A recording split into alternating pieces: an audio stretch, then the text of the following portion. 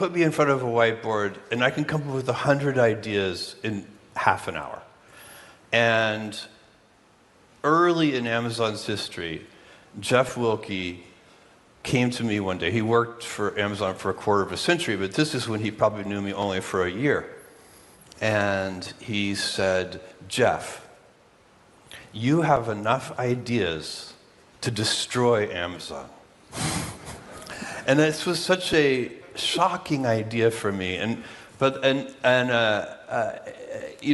a founder, I had the great luxury of always being able to hire my tutors.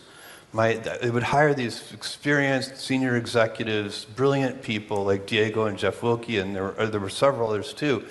And I would listen to them, and they would teach me.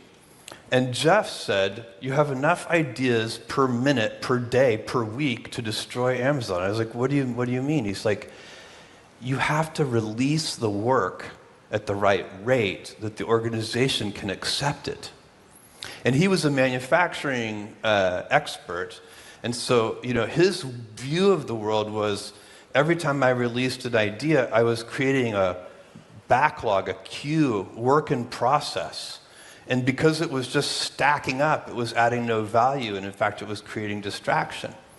And so he said, look, you have to figure out when to release these new ideas at a rate that the organization can accept them.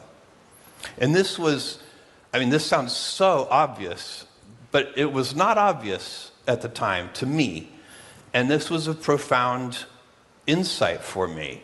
And so I started prioritizing the ideas better, keeping lists of them, keeping them to myself until the organization was ready for the ideas. And then I also started figuring out, how can I build an organization that can be ready for more ideas?